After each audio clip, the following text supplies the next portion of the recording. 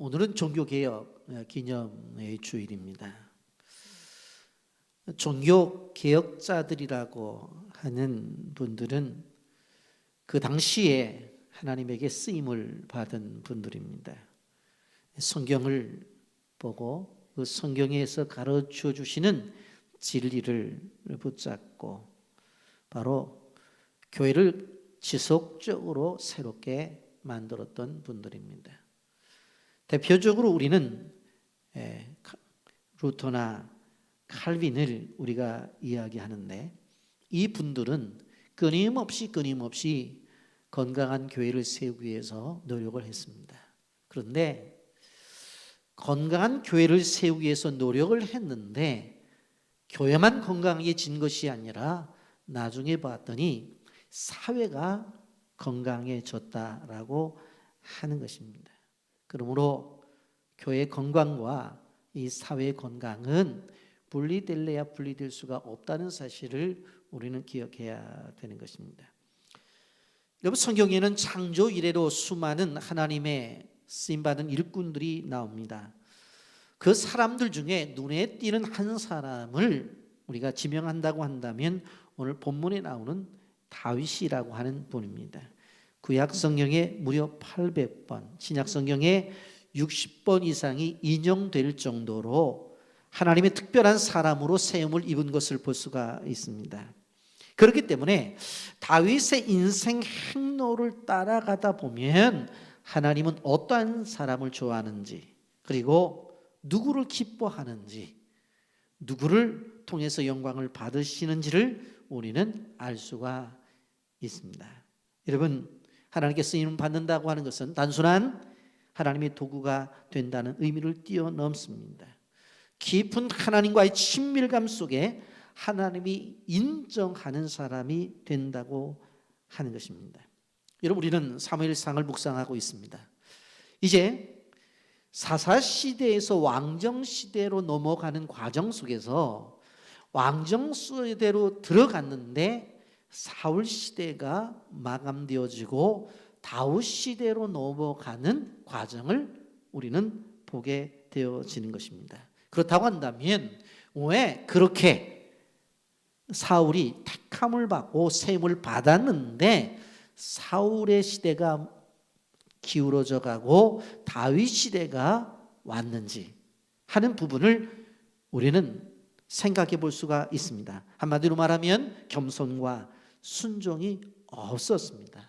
오늘 영상을 보고 말씀을 계속하려고 합니다.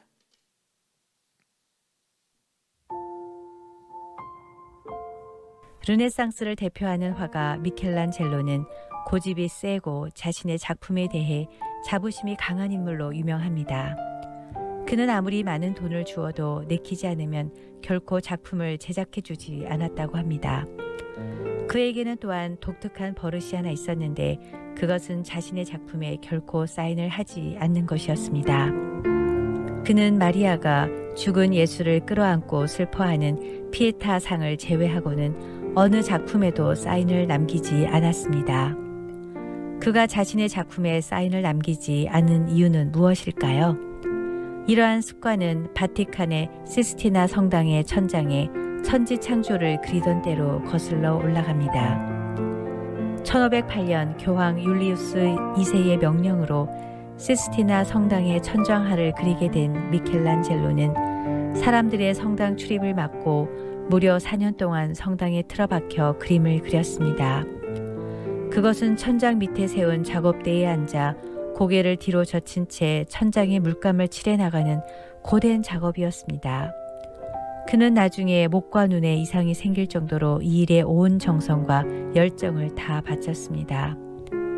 그는 마지막으로 사인을 한 뒤 흡족한 표정으로 붓을 놓았습니다. 그리고 지친 몸을 편히 쉬게 하려고 성당 밖으로 나왔는데 성당 문을 나섰을 때 그는 눈앞의 광경에 감탄하고 말았습니다. 눈부신 햇살, 그리고 푸른 하늘, 높게 날고 있는 새들. 아무리 뛰어난 화가라도 눈앞에 있는 대자연의 모습을 제대로 표현할 수 있을까 하는 생각이 들었습니다. 그때 미켈란젤로의 마음에 작은 울림이 들렸습니다. 하나님은 이렇게 아름다운 자연을 창조하고도 어디에도 이것이 자신의 솜씨임을 알리는 흔적을 남기지 않았는데 나는 기껏 작은 벽화 하나 그려놓고 나를 자랑하려 서명을 하다니 그는 즉시 성당으로 돌아갔습니다. 그리고는 자신의 사인을 지워버렸습니다. 이후부터 미켈란젤로는 그 어느 작품에도 자신의 사인을 남기지 않았습니다. 그러므로 하나님의 능하신 손 아래에서 겸손하라. 때가 되면 너희를 높이시리라. 베드로전서 5장 6절 말씀입니다. 우리가 아무리 대단한 성취를 이루어도 하나님 앞에서는 안개와 같고 하루살이와 같은 인생일 뿐입니다. 그런 인생이 하나님 앞에 나를 내세우고 내가 마치 주인인 양 세상의 중심이 나인 것처럼 잘난 척하고 있지는 않는지요. 겸손은 있는 자가 없는 자 앞에서 부리는 관용 정도가 아닙니다. 성경은 아무것도 아닌 자가 위대하신 하나님 앞에 자신을 깨닫고 바짝 엎드리는 순종에서부터 시작하는 것이 겸손이라고 말하고 있습니다. 낮아질 필요가 없으신 예수님, 허물도 없고 불의도 없고 죄도 없으신 예수님은 먼저 성부 하나님의 뜻 앞에 순종하셨습니다. 위대한 신앙인들은 한결같이 하나님 앞에서 머리를 숙일 줄 알았습니다. 우리는 본질상 죄인이며 진노의 자녀이며 먼지와 같은 존재입니다. 그런 우리가 하나님의 주권과 명령 앞에서 바짝 엎드리지 못할 이유가 무엇이겠습니까? 내가 세상의 주인인 것처럼 내 뜻과 내 마음대로 행동하며 교만하게 군다면 우리는 하나님 무서운 줄 모르고 사는 사람입니다. 우리는 하나님 앞에 무조건 순종하고 겸손해야 될 존재입니다. 이것을 깨닫는 것이 겸손의 첫 출발입니다. 우리 모두 하나님을 경외함으로 예수님께서 몸소 보여주신 겸손을 배워 하나님의 뜻에 순종하며 예수님의 참 제자가 되길 기도합니다. 여러분, 우리 미켈란젤로의 그 삶의 모습을 보면서 지금까지 우리가 생각했던 사울왕의 모습을 비교해 본다고 한다면 왜 사울왕이 폐위가 되었는지에 대해서 조금은 알 수가 있습니다. 여러분, 오늘날 이 시대를 무신론자들이 사는 시대라고 그렇게까지 이야기를 합니다. 종교가 없다거나 하나님을 인정하지 않는 사람들이 우리나라에도 크게 늘어나는 것을 보게 됩니다. 지라론을 학교에서 배우고 자라는 현대인들은 하나님의 존재를 인정하지 않습니다. 그래서 하나님의 관계니 하나님과의 친밀함이니 하는 것에 대해서 인정하지 않아요. 그리고 하나님을 이야기하면 신화나 허망한 이야기로 치부하는 것을 볼 수가 있습니다. 여러분, 아무리 그들이 부인할지라도 우리는 하나님이 온 세상을 창조하시고 그 창조한 세상을 지금도 운영하고 계시다고 하는 사실을 우리는 부정할 수가 없다고 하는 것입니다. 이런 어떤 인생이 진정한 성공한 인생이냐? 하나님을 인정하는 사람입니다.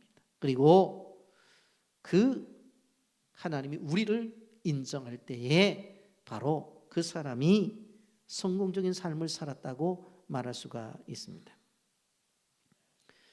여러분, 선지자 사무엘이 이제 다윗에게 기름을 붓는데 이제 기름 부음을 받는 순간부터 극적인 전환이 그의 인생에 나타나는 것을 보게 되었습니다. 하나님이 본격적으로 쓰임받는 사람이 되었다고 하는 것입니다. 여러분, 오늘 저는 하나님께 쓰임받는 사람이 도대체 어떤 사람인가 오늘 본문을 보면서 여러분들에게 말씀을 통해서 은혜를 나누고자 합니다. 여러분, 사무엘에게 하나님께서 새로운 사명을 주시는 것을 볼 수가 있습니다. 여러분, 우리는 사무엘의 출생을 잘 알고 있습니다. 그의 어머니 한나가 기도해서 사무엘을 낳았습니다. 그리고 그의 자라남은 성전 안에서 자라났어요. 요즘 말로 말하면 교회 안에서 자랐다고요. 이제 성년이 된 사무엘은 바로 제사장으로서 선교사로서 이 사명을 잘 감당해요. 특별히 사사시대에서 왕정시대로 넘어가는 과정 속에서 왕으로 선택받은 사람에게 기름을 붓는 일을 사무엘이 하는 거예요. 그런데 기름 부음을 받은 첫째 왕인 사울이 크게 두 번의 실수를 해요. 한 번은 실질적으로 전쟁을 앞두고 나서 선지자가 오기 전에 자기가 제사를 드리는 실수를 범하게 되어지고, 또 한 번의 전쟁 속에서는 하나님이 진멸하라고 말씀했음에도 불구하고 아강을 잡아오고, 그리고 백성들이 제사를 핑계 삼아 기름진 양과 소를 가지고 오는 잘못을 범하게 되어져요. 이 일로 인해서 하나님은 분노하시게 되어지고 결국 폐위를 바로 당하게 되어집니다. 하나님께서 어느 날 이 사무엘에게 이렇게 말씀하시는 거예요. 이제 저 사울 왕을 폐위시키겠다는 거예요. 그 이야기를 듣자 이 사무엘이 밤새 울어요. 밤새 울어요. 왜 울었을까? 그래도 내가 기름을 부어서 왕을 삼았는데 어떻게 이렇게 한순간에 저렇게 무너져 내리고 폐허가 된단 말인가? 폐위될 그 사울을 생각하면서 가슴이 아파서 울었어요. 그랬더니 하나님이 나타나셔서 말씀을 주셔요. 오늘 16장 1절의 말씀입니다. 여호와께서 사무엘에게 이르시되 내가 이미 사울을 버려 이스라엘 왕이 되지 못하게 하셨거늘 내가 그를 위하여 언제까지 슬퍼하겠느냐? 너는 뿔에 기름을 채워 가지고 가라. 내가 너를 베들레헴 사람 이새에게로 보내리니 이는 내가 그의 아들 중에서 한 왕을 보았느니라 하시는지. 울지 말라는 거예요. 울지 말라는 거예요. 언제까지 슬퍼하겠냐는 거예요. 이미 하나님은 사울을 버렸다는 거예요. 그리고 내가 지금 해야 될 일은 무엇인고 하면 뿔에 기름을 채워가지고 베들레헴으로 가라. 그리고 이새의 집안으로 가라는 거예요. 그 아들들 중에 왕을 하나님이 선택하셨다는 거예요. 여러분, 사울에게 기름을 부어서 왕을 세웠던 그 사무엘에게 또 다른 새로운 사명을 주시는 거예요. 그것이 뭐예요? 울음도 그치고 이제 베들레헴으로 가라. 그리고 베들레헴에 가면 잘하는 이새의 집 있잖아. 그 집에 들어가. 그리고 그 아들 가운데서 내가 왕을 하나 이제 세울 것이다. 그 음성을 주는 거예요. 정확하게 누구라고는 말씀 안 했어요.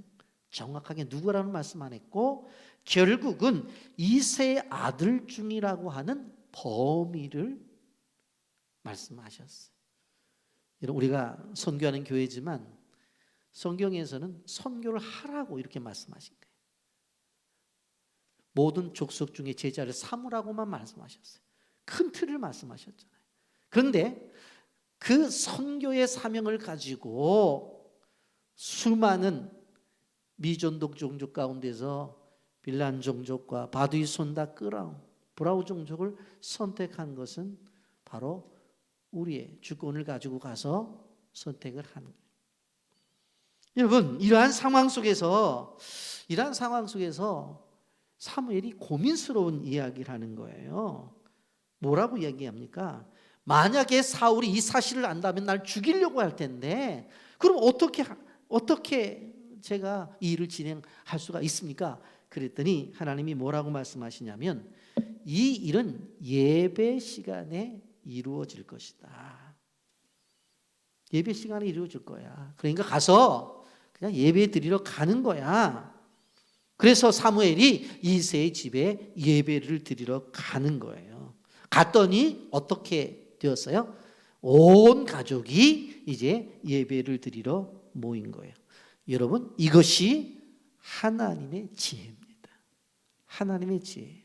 여러분, 16장 2절 3절 말씀을 한번 보세요. 사무엘이 이르되 내가 어찌 갈 수 있으리까? 사울이 들으면 나를 죽이리다 하니 여호와께서 이르시되 너는 암송아지를 끌고 가서 말하기를 내가 여호와께 제사를 드리러 왔다 하고 이사를 제사에 청하라. 내가 내게 행할 일을 가르치리니 내가 내게 알게 하는 자에게 나를 위하여 기름을 부을지니라.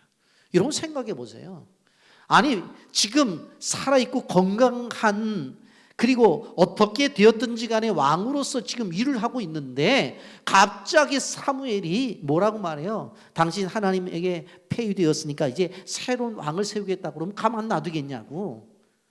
선지자지만 죽을 수도 있다고. 그러니까 겁이 덜컥 나는 거예요. 그래서 하나님 앞에 얘기했더니 하나님이 뭐라고 말씀하세요? 예배 드리러 가는 거야. 그리고 가서 예배에 초청을 해. 그렇게 말씀하시는 거예요. 그래서 사무엘이 이제 순종을 하죠. 여러분, 여기서 중요한 한 가지를 발견할 수 있어요. 다윗이 왕으로의 선택이라고 하는 이 중요한 것이 어디에서 이루어지는 거예요? 예배 중에 이루어지는 거예요.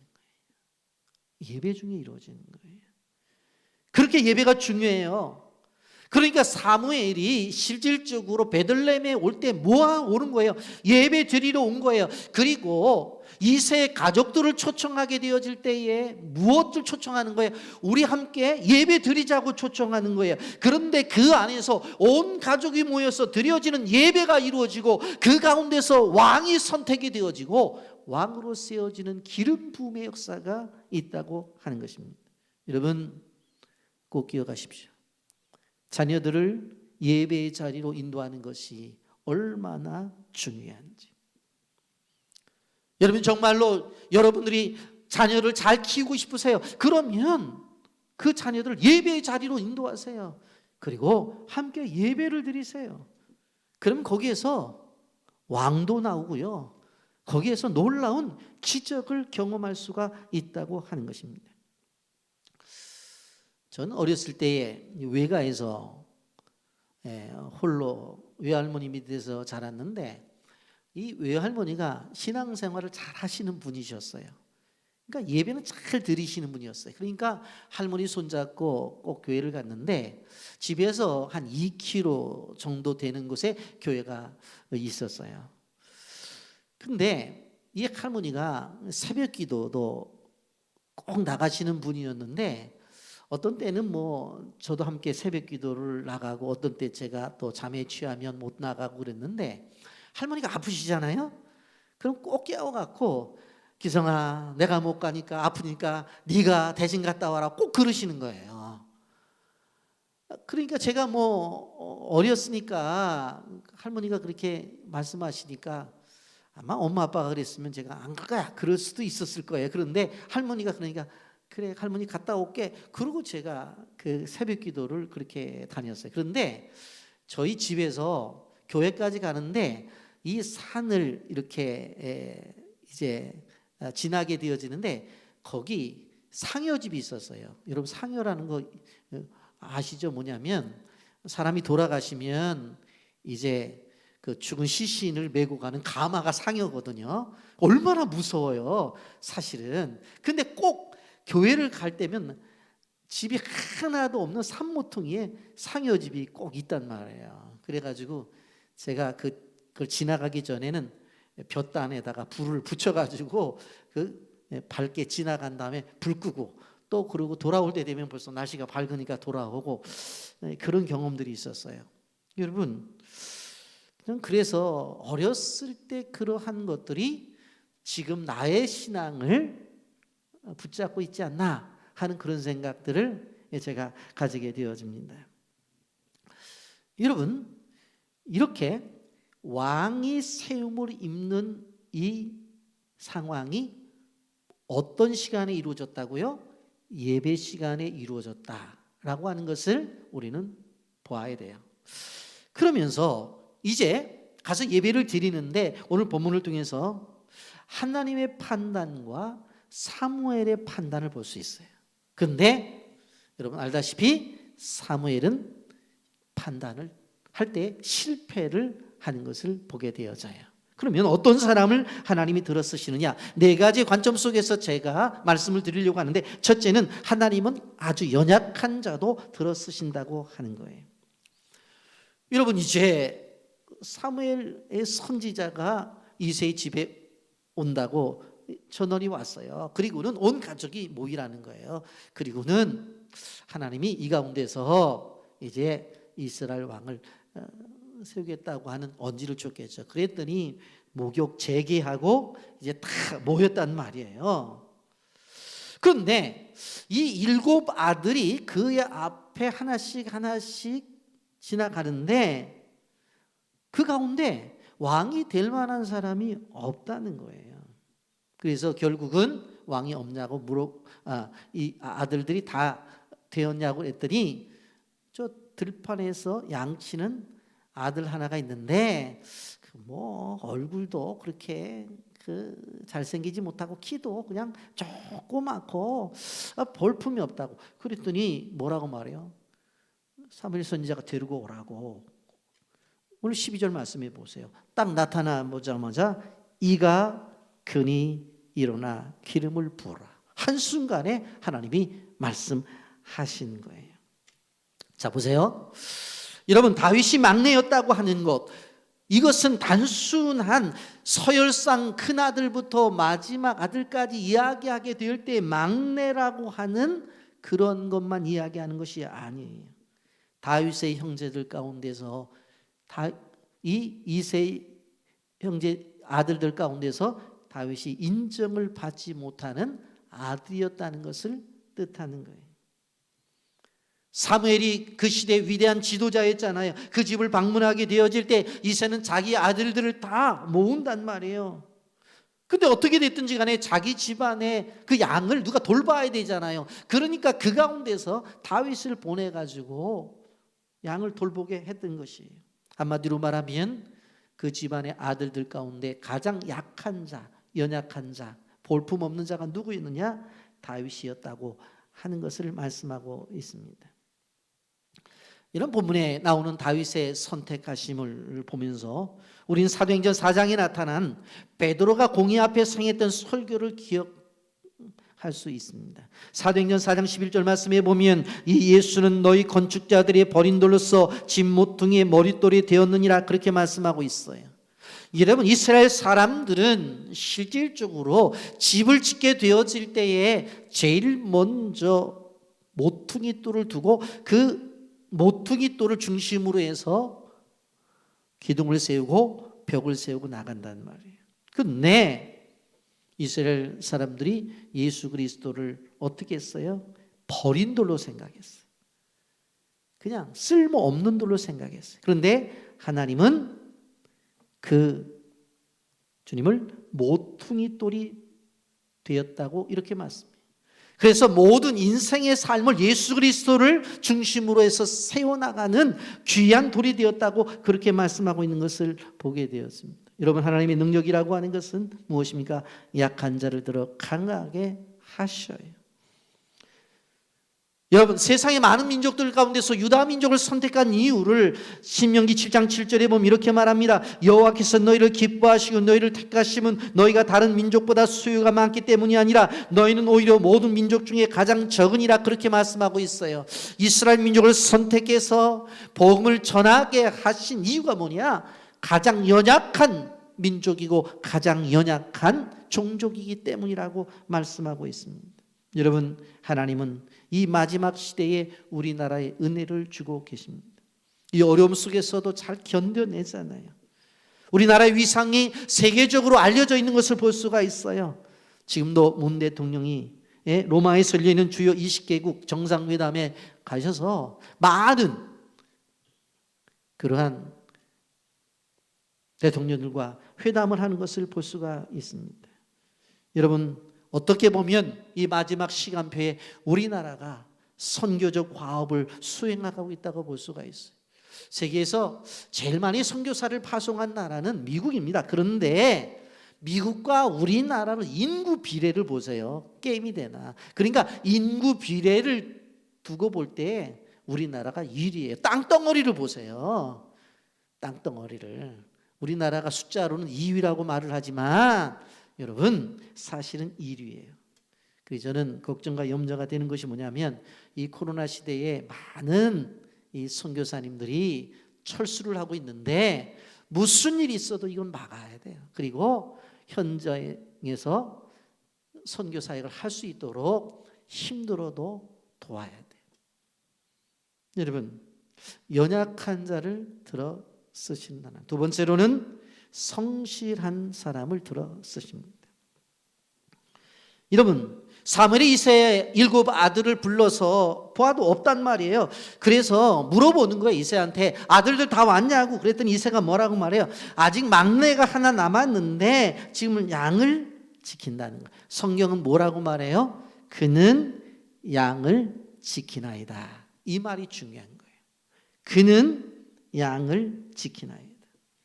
여러분 생각해 보면 다윗의 사무엘 선지자가 집에 나타날 정도 된다면 다윗이 무슨 이야기를 할 수 있어요? 아버지, 나도 여기서 사무엘 선지자 함께 예배를 드리고 싶어요. 그렇게 이야기할 수 있잖아요. 네?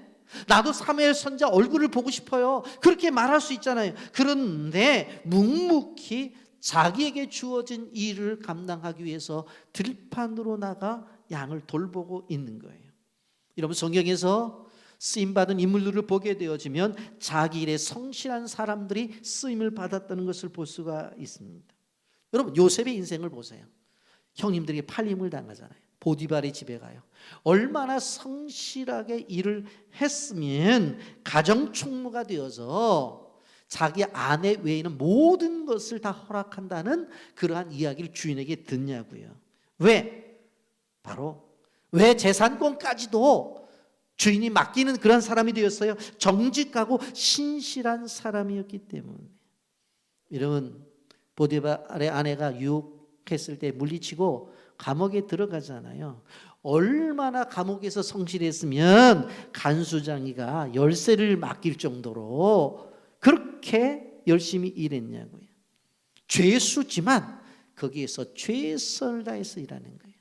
이러한 신실함 과정이 지나지니까 꿈의 해석을 위해서 왕에게 부름을 받고 나중에 총리까지 되는 것을 볼 수가 있습니다. 여러분 엘리사는 밭을 갈고 있을 때 하나님의 부르심을 받았어요. 베드로는 바다에서 그물을 고치고 있을 때에 하나님이 불러 쓰셨어요. 여러분 한번 생각해 보세요. 밤새 노력하고 수고했는데 고기 한 마리도 못 잡았어요.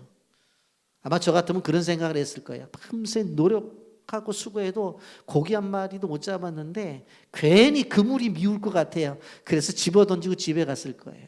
그 집에 갔으면 주님 못 만났죠, 여러분. 그런데 밤새도록 수고하고 노력해도 물고기 한 마리 못 잡았는데 그물을 끌어올리고서 그래도 엉킨 것을 풀고 끊어진 것을 어떻게 해요? 깁고 있었어요. 최선을 다했다는 거예요. 그때 주님이 나타나서 깊은 데로 가서 그물을 던지라고 그랬잖아요. 만약에 그물 집어 던져버렸더라면 아무리 깊은 데 가서 그물을 던지라고 했을 때 그물이 지금 다 엉키고 그랬는데 어떻게 가서 내리겠냐고요. 그는 지금의 현실 속에서 최선을 다하고 성실한 거예요. 그러니까 지난밤에 한 마리도 못 잡았지만 그물 다 준비하고 있었던 그 성실함 때문에 깊은 데 가서 그물을 내리라고 했으니까 딱 내리니까 그물이 찢어질 정도로 잡히게 된 거예요. 베드로의 성실성입니다. 여러분 모세는 미디안 광야에서 장인 이드로의 양을 칠 때에 여러분 가까운 곳이 아니었어요. 떨기나무에 불이 붙은 그 부르심을 받은 장소는 사실 먼 장소였어요. 왜 그래요? 자기는 목자로서 양들에게 풀을 뜯어 먹여야 되잖아요. 그러니까 가도 없으면 끊임없이 풀이 있는 장소까지 간 거예요.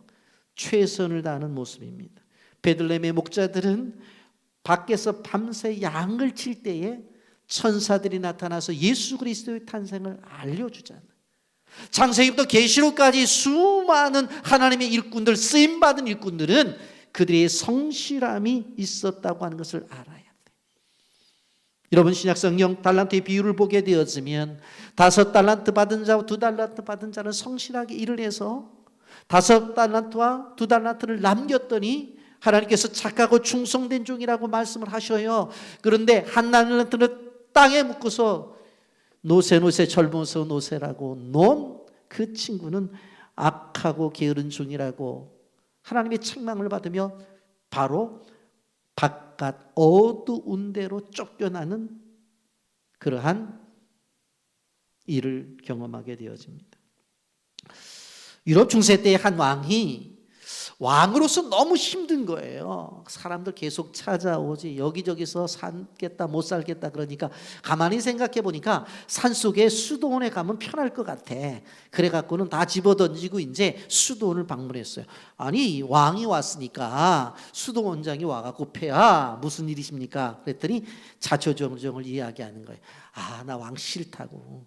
그래서 여기 들어와 가지고 나 수도사가 되고 싶다고, 세상을 이끌고 싶다고. 그러시냐고. 그런데 수도원의 수도사가 되기 위해서는 조건이 있다고. 그게 도대체 뭐냐고. 그것은 바로 이 수도원에서 항상 이야기하는 것처럼 하나님께 순종을 해야 된다고. 하나님께 순종하시겠냐고. 그렇지. 내가 수도원에 들어오는데 왜 순종을 안 하겠어? 내가 순종할 거야. 두 번째가 있습니다. 그게 뭐냐? 하나님의 뜻을 받아서 말하고 있는 나 원장과 이 수도원에 있는 모든 스승들의 이야기를 들어야 됩니다. 그랬더니 그것도 듣지. 내가 들어오는데 걱정하지 마. 자네. 그렇게 이해한 거예요. 그때 수도원장이 뭐라고 말하냐면, 내가 첫 번째 명령을 폐하에게 드리겠습니다. 폐하는 왕궁으로 돌아가십시오. 그리고 그곳에서 맡겨진 백성들을 위한 일을 하십시오 하고 쫓았다는 거예요. 여러분, 하나님은 이렇게 우리에게 주어진 일들을 최선을 다하는 것을 원하셔요. 학생들은 공부하는 현장에서 성실해야 되고, 사업하는 이들은 사업하는 현장에서 성실해야 돼요. 직장인들은 직장에서 성실해야 돼요. 바로 그 현장이 하나님을 만나는 장소예요. 공부하는 학생들은 공부하는 책상 위가 하나님을 만나는 장소, 사업하는 분들은 사업하는 현장이 하나님을 만나는 장소라고요. 그걸 아셔야 돼. 사실은 이런 말이 있습니다. 인생의 성공을 결정하는 것은 그 사람이 바두고 있는 어떤 재능이 아니라 바로 삶의 자세에 있다. 그런 말이 있어요. 무슨 이야기입니까? 어떤 자세로 인생을 살아가느냐가 그 사람의 인생의 승패를 결정한다는 거예요. 세 번째로 하나님은 그 중심을 보신다고 그래요. 첫째, 연약한 자를 쓰시고, 두 번째, 성실한 자를 쓰시고, 하나님 마음 중심을 보고 쓰시는 거예요. 여러분, 오늘 분명코 우리는 다윗의 등장을 볼 수가 있어요. 여러분, 왜 다윗이 이렇게 하나님의 사람으로 들어쓰임을 받을 것 같으면 일찍 하나님이 드러나게 하시지 이렇게 늦게 드러나게 하시는가? 여기 하나님의 뜻이 있어요. 뭐예요? 바로 실패를 먼저 보여주시는 거예요. 그 실패가 뭐예요? 엘리 제사장 실패했잖아요. 제사장이지만 그 아들 홈리와 비나스 다 실패했잖아요. 그리고 사람들이 우리 왕이 될 사람을 구하고 왕을 구하고, 그리고 마땅하다고 생각했던 사울 실패하잖아요. 실패 뒤에 하나님께서 하나님의 뜻을 이루어내고 있는 거예요. 그러면서도 지금 현재의 이새의 집에 와서도 어떻게 이루어지고 있어요? 엘리압을 보잖아요. 그런데 외모를 보고 이 사무엘이 기름을 부으려고 했더니 하나님이 아니래. 아닐 정도가 아니라 버렸대. 그렇게 말씀해요. 여러분 6절 7절 말씀 보세요. 그들이 오매 사무엘이 엘리압을 보고 마음에 이르기를, 여호와의 기름 부을 자가 과연 주님 앞에 있도다 하였더니, 여호와께서 사무엘에게 이르시되 그의 용모와 키를 보지 말라. 내가 이미 그를 버렸노라. 내가 보는 것은 사람과 같지 아니하니 사람은 외모를 보거니와 나 여호와는 중심을 보느니라. 엘리압은 분명히 훌륭했어요. 그런데 하나님 앞에 인정을 받지 못해 오히려 버렸다는 표현을 쓰고 있어요. 여러분, 그래서 아들들을 세워놓고 보는데 엘리압도 지나가고, 그리고 아비나답도 지나가고, 세 번째 삼마도 지나가고, 7명이 다 지나가는 거예요. 왜 그래요? 하나님은 그 마음의 중심을 보기 때문에. 요즘 세상에 여러분, 얼짱이라는 말과 몸짱이라는 말이 유행하는 것을 볼 수가 있어요. 얼짱, 얼굴이 괜찮게 생긴 사람 말하는, 몸짱, 몸매가 괜찮게 생긴 사람을 말하죠. 이러한 이야기는 TV에 영향을 받았기 때문에 그럴 거예요. 요즘 의사들이 제일 전공하는데 인기 있는 과가 성형외과라고 말하잖아요. 왜? 돈을 많이 버니까. 그래서 외모만 뛰어나면 탤런트도 되고 모델도 될 수가 있다는 거예요. 요즘은 심지어 취직을 하는 아이들도 성형을 한다고 그래요. 왜? 면접에 얼굴이 이미지가 좋아야 되니까. 여러분, 하나님은 중심을 보지만 세상은 외모를 보는 세대가 오늘날 우리가 살아가는 세대예요. 그런데 부모로부터 받고 태어난 몸매를 아무리 돈 들여도 뜯어 고쳐도 안 돼. 그런 사람은 다른 것으로 치장하려고 해요. 명품 백으로, 그리고 명품 의상으로 또 외제차로 그런 것으로라도 치장을 하려고 하는 것을 볼 수가 있어요. 여러분 성경은 뭐라고 말해요? 외모 지상주의는 어느 한순간에 함몰하고 만다고 분명히 말씀하고 있어요.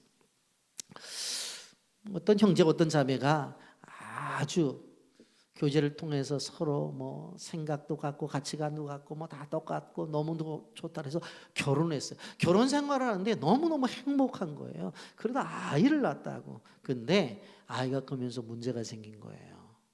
아빠가 아무리 봐도 자기를 닮은 구석이 없고 자기 아내를 닮은 구석이 없는 거야. 그 말을 하다가 못해서 나중에 의심하는 얘기까지 했어요. 애가 도대체 누구를 닮은지 모르겠다고. 그러면서 당시 의심이 된다고 그랬더니 여자분이 자기 어렸을 때 사진을 딱 갖다 보면서 봐! 나랑 똑같이! 그러더래요. 그러니까 똑같더래요. 네. 여러분 이 지상에 우리가 살아가는 세대가 그렇다는 거예요. 여러분 베드로전서 3장 3절 4절에 이렇게 말합니다. 너희의 단장은 머리를 꾸미고 금을 차고 아름다운 옷을 입는 외모로 하지 말고 오직 마음에 숨은 사람을 온유하고 안정한 심령에 썩지 아니할 것으로 하라. 이는 하나님 앞에 값진 것이라. 마음에 숨은 사람이 있대. 우리 그리스도인들에게는 마음에 숨은 사람이 있다는 거예요. 그 숨은 사람을 썩지 아니할 것으로 잘 단정해라. 이게 값진 것이라고 그렇게 말했어요. 우리 젊은이들에게 부탁을 해요. 평생의 반려자들 여러분 선택할 때 너무나 외모에 치중하지 마세요. 외모가 진짜 중요한 것이 아니라 그 마음 중심이에요. 그 사람이 가지고 있는 가치와 그 사람이 가지고 있는 생각들, 그 마음의 자세예요. 그러니까 그 사람이 가지고 있는 성품과 그 사람이 가지고 있는 인성이에요. 이런 내적인 가치가 더 중요하다고 하는 거예요. 미국에서 큰 농장을 하는 한 분이 계셨는데 저녁 때가 되었는데 어떤 한 청년이 문을 두드려요. 나가봤더니 자기는 갈 곳이 없기 때문에 이 농장에서 그냥 일을 할 테니까 먹여주고 재워주면 안 되냐고 얘기를 하는 거예요. 그러니까 일손이 딸리는 그런 상황이었기 때문에 창고가 딸린 방을 하나 주면서 자네 그럼 여기서 일하라고 그럼 먹을 것은 주겠다고 해서 그곳에서 일을 하게 되었어요. 근데 진짜 열심히 일을 했어요. 그런데 그 집에 딸이 하나 있었는데 그 딸과 실질적으로 사랑을 하게 되었어요. 그래서 어느 날 그 딸이 그 청년을 데리고 아버지 앞에 간 거예요. 아버지, 나는 이 형제와 결혼을 하고 싶다. 그랬더니 아버지가 딱 보면서 뭐라고 얘기를 하냐면, 야, 네가 정신 있냐 없냐?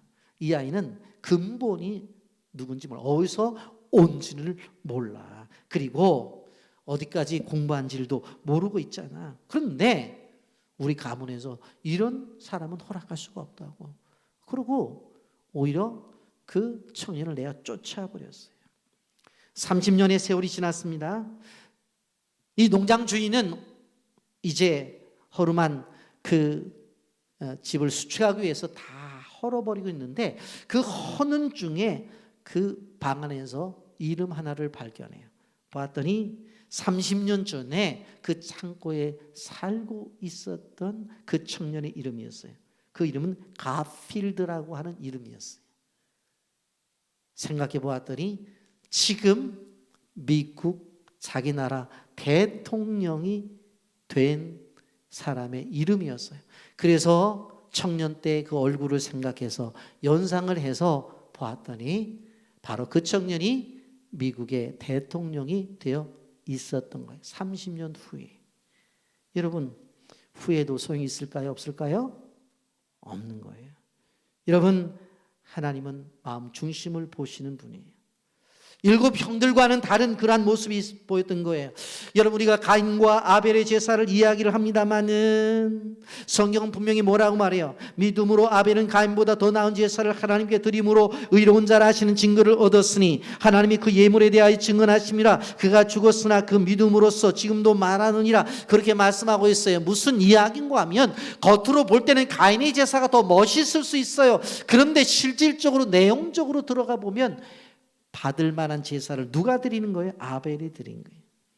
무슨 일을 하든지 간에 마음 중심으로 하는 그 태도를 가져야 된다는 거예요. 네 번째로 여기 보면 성령 충만케 하고 하나님이 들어 쓰시는 거예요. 연약한 자를 들어 쓰시고 성실한 자를 들어 쓰시고 마음의 중심을 보고 쓰시고 성령 충만케 하고 쓰시는 게. 여러분 13절에 보세요. 사무엘이 기름 뿔병을 가져다가 그의 형제 중에서 그에게 부었더니 이날 이후로 다윗이 여호와 영에게 크게 감동되니라. 사무엘이 떠나서 라마로 가니라. 성령이 충만하게 되어서 이제 실질적으로 왕으로 준비가 되는 것을 바라볼 수가 있습니다. 여러분 여호와는 영이셔요. 그렇기 때문에 성령에 감동된 사람을 쓰신다는 걸 알아야 돼요. 여러분 성령에 감동되었다는 말은 무슨 말입니까? 자기의 생각이나 자기의 감정이 아니라 성령께서 이끄는 대로 성령의 주도적인 삶 속에 자기는 순종하며 나간다고 하는 거예요. 성령이 충만하게 되어지면 무능한 삶이 유능한 사람이 돼요. 소극적인 사람이 적극적인 사람이 되어지고 어리석은 사람이 지혜로운 사람이 된다고 하는 거예요. 그렇기 때문에 성령의 충만함이 필요해요. 여러분 오늘까지 우리가 출애굽기 새벽 시간에 다 마쳤는데 어제 출애굽기 40장 9절부터 15절까지 제가 설교를 하면서 새벽 기도 시간에 우리가 분명히 본 거 뭐예요? 성전 안에 기물들은 어떻게 하라고 했어요? 찍어서 바르라고 그랬죠. 그런데 제사장들은 부으라고 그랬어요. 그래서 머리끝부터 발끝까지 기름 부음을 받아야 된다 말씀을 드렸어요. 그래서 교회 안에 성구들은 그냥 찍으면 되지만 왕 같은 제사장들은 우리는 성령의 기름 부으심을 받아야 된다. 제가 오늘 새벽에 설교를 했습니다. 그렇습니다. 우리는 성령의 기름 부으심을 받아야 되는 존재들입니다. 여러분 그렇기 때문에 하나님은 성령이 충만한 사람들을 들어 쓰신다는 것을 기억해야 돼요. 사도행전 16장에 가보면 바울과 실라가 감옥에 갇히죠. 그런데 성령이 충만해서 찬송을 했더니 옥문이 열려져요. 그리고 착고가 풀어지는 경험을 하는 것을 바라볼 수가 있습니다. 여러분 우리는 기억해야 돼요. 끊임없이 찬송을 하세요. 찬송이 좋기 때문에 하는 것이 아니라 찬송을 하라니까요. 시편 119편 160절에 보면 주의 의로운 규례로 말미암아 내가 하늘로 7번씩 주를 찬양하나이다. 하루 7번씩 똑같은 곡을 7번 반복을 하든 새로운 찬송을 7번 하든지 간에 끊임없이 찬송을 하는 거예요. 여러분 다윗은 이렇게 찬송하는 자였는데 자기가 찬송곡도 쓰고 자기가 연주하면서 찬송을 했어요. 근데 어떤 일이 벌어져요? 사울 왕에게 악한 세력이 틈타는 거예요. 여러분 사울이 왕이었어요. 누구도 사울을 대적할 수가 없어요. 잘 훈련된 군인들이 사울을 경호하고 있었어요. 무서운 것이 없었어요. 그런데 악한 영들이 임하니까 도대체 어떻게 할 수가 없어요. 괴로워했어요. 그래서 다윗이 사울 왕에게 와가지고 어떻게 합니까? 수금을 타면서 노래를 했더니 사울 왕에게 있었던 악한 세력들이 다 물러가 버리는 거예요. 23절입니다. 하나님께서 부리시는 악령이 사울에게 이를 때에 다윗이 숨을 들고 와서 손으로 탄즉 사울이 상쾌하여 났고 악령이 그에게서 떠나가니라. 하나님이 들어 쓰시는 원칙 성령 충만케 만든 다음에 쓰신다라고 하는 것입니다. 여러분 성령 충만을 경험하셨어요? 코로나 시대를 지나면서 다 잊어버렸어요. 그렇다고 한다면 내일부터 시작되는 새벽 기도를 통해서 성령 충만의 회복이 있기를 예수님의 이름으로 축복합니다. 말씀을 정리합니다. 위대한 삶은 능력이나 외모에서 오는 것이 아니라고 하는 거예요. 하나님 앞에 붙잡혀야 되는 거예요. 연약하지만 들어 쓰임을 받을 수 있어요. 왜? 성실함이 있기 때문에. 왜? 겉으로는 부족하지만 마음 중심이 하나님에게 있기 때문에. 그리고 왜 들어 쓰임을 받을 수 있어요? 성령이 충만하기 때문에. 여러분 우리 인생은 눈 깜짝할 새에 지나가 버려요. 요즘 표현으로 말한다면 KTX가 지나가는 처럼 빨리 지나가요. 여러분 건강을 잃고 나서 건강할 때 주님의 일을 할 것, 재산 다 잃고 나서 그때 좀 드릴 것, 청춘의 시간 다 지나고 나서 젊었을 때 내가 하나님 앞에 나 자신을 드릴 것, 그렇게 하지 말라는 거예요. 하나님께서 주신 것이 있을 때에 그때 하는 거예요. 여러분 우리가 꼭 기억해야 될 것이 뭐냐면 우리 인생에 있어서 오늘이라는 날이 가장 젊은 날이라고 하는 것을 기억하셔야 돼요. 낙엽이 떨어지는 가을철이 왔어요. 그 떨어지면서 무슨 생각을 해요? 우리 인생도 저렇게 떨어질 날이 있을 것이다. 조금 있으면 겨울이 오겠죠. 아무것도 하지 못하는 겨울이 왔었을 때에 우리 인생이 하고 싶어도 아무것도 하지 못하는 인생의 겨울이 올 수가 있다고 하는 것이에요. 이마에 흰머리가 하나둘 생겨서 머리 전체를 하얗게 덮었을 때에 무엇을 하겠다는 거예요? 여러분 꼭 기억하십시오. 내 나이와 상관없이, 나의 환경과 상관없이 지금 내가 서 있는 이 때가 내 인생에 있어서 가장 젊은 날이다. 꼭 기억하세요. 그렇기 때문에 오늘 이 젊은 날 하나님께서 우리에게 주신 사명을 잘 감당해야 된다고 하는 것입니다. 그래서 하나님께서 보실 때 가치 있고 그리고 고귀한 삶을 사시는 그런 사람들이 되기 위해서 다시 한번 내일 새벽부터 일어나서 하나님 앞에 서서 다시 한번 주시는 은혜로 충만해 하나님의 역사를 경험하는 주의 백성들이 되기를 예수님의 이름으로 축복합니다. 아멘.